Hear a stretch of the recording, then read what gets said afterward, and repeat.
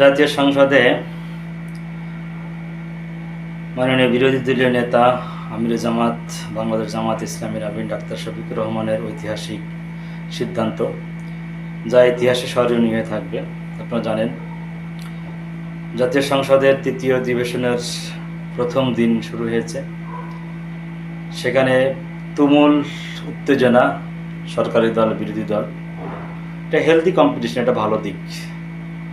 কিন্তু মজার বিষয় হচ্ছে আমাদের মাননীয় প্রধানমন্ত্রী জনাব তারেক রহমানের একান্ত আস্থাভাজন, যিনি সবচেয়ে নিজেকে পণ্ডিত মনে করেন, জাতীয় সংসদে নিজেকে খুব বেশি পণ্ডিত মনে করেন আমাদের মাননীয় স্বরাষ্ট্রমন্ত্রী জনাব সালাউদ্দিন সাহেব, যিনি খুব চিবিয়ে চিবিয়ে কথা বলেন। গতকালকে ওনার ধরাশয়ী দেখে আসলে খুব খারাপ লাগছিল।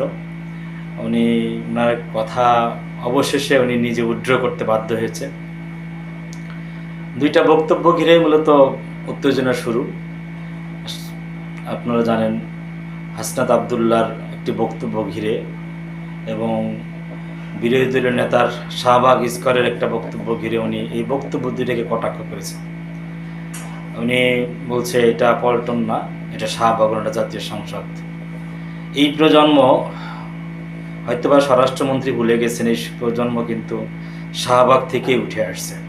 শাহবাগ জন্ম যদি না হতো আজকে সরকার হতো না। শাহবাগ যদি তৈরি না হতো তাহলে আজকে কিন্তু সালাউদ্দিন সাহেব হয়তো বা শিলংয়েই থাকতেন। যদিও তিনি শাহবাগের সেই রক্ত ঝরার সময়গুলো তিনি দেখেননি, তার দেখার সুযোগ ছিল না। আপনারা জানেন, তিনি তো আসলে দেশেই ছিলেন না, তিনি গুম অবস্থায় ছিলেন মেঘালয়ের শিলংয়ে। এই জন্য হয়তোবা তার কাছে শাহবাগকে অতটা গুরুত্বপূর্ণ মনে হয় না। কিন্তু এই প্রজন্মের কাছে শাহবাগ এতটাই গুরুত্বপূর্ণ যা কল্পনার বাইরে। যদিও বেশি হতাহত হয়েছিল যাত্রাবাড়িতে, কিন্তু ডিসিশন মেকিং যেটার শুরু, যেখান থেকেই এই আন্দোলনের শেষ, যে আন্দোলনের সূত্রপাত, এই সব কিছু শুরু ছিল কিন্তু শাহবাগ।